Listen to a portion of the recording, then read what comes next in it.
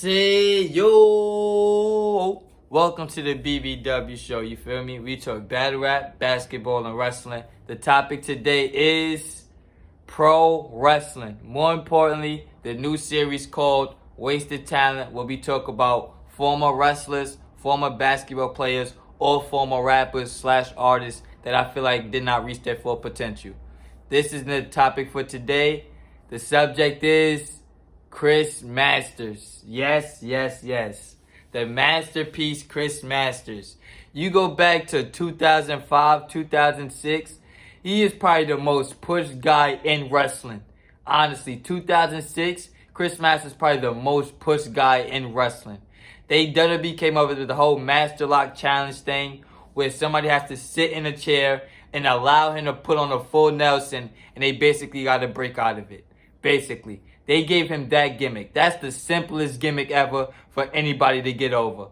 Because they're not even trying to stop you from putting it on. They have to break out of it. You feel me? So he just was swinging people around. That went on for about a year or some change. He beat mad people with it. Nobody broke the Master Lock Challenge until what? Bobby Lashley broke it. And Bobby Lashley only broke it to lead to his WrestleMania match at the time against Umaga. That's when they was doing the $1 billionaire gets shaved, Donald Trump versus Vince McMahon match. So he had to break it to go to that match. You feel me? So after they did that, after the Master Lock Challenge was broken, Chris Masters was never the same again. Never the same again. He was in a meaningless tag team with Carlito. That went nowhere. Then I guess he turned on Carlito, and then he was a singles wrestler for mad long. That went nowhere. Then I guess he had a wild super painkiller addiction. Around 2009, 2010, he had a super painkiller addiction. That caused him to get fired from the WWE in 2011. He got fired from the WWE in 2011. We are in 2023. He's made no returns, no cameos, no Rumble appearances, no Hall of Fame, nothing. Like, they have completely forgot about Chris Masters at all. Like, he was never there, bro. He's been to a lot of places since then. He's gotten better in-ring, I'm not gonna lie. He's improved in-ring, but he's still not great.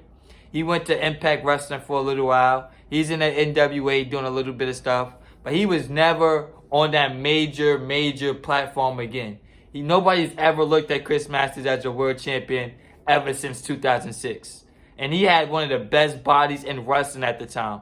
Probably the best physique in wrestling at the time. Like, bro, that was crazy. That was crazy. The gimmick, it was a gimmick that was made to succeed, honestly, if you ask me. They gave him all the stuff he needed. Master Lock Challenge, wild intro, the great music, the great poses. They gave him everything. It's just he was not good. He was not good on the ring. He kind of had no charisma.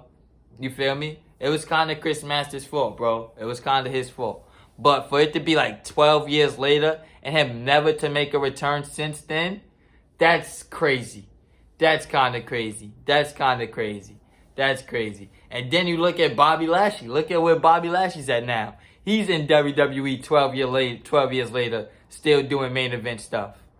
It's like, bro, he was never a world champion. I don't think Chris Masters ever challenged for a world title besides the Elimination Chamber and New Year's Resolution in 06. That's the only time he challenged for the world title. It's like, ever since then, he's been nothing.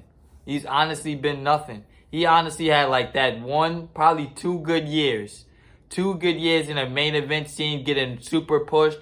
After that, he was never pushed the same again from any company. That's my thoughts. Let me know what you think in the comment section. Like, comment, share, subscribe. Follow me on Instagram at HRW_podcast. Follow me on Twitter at Hoops Wrestling. I'll be back with more.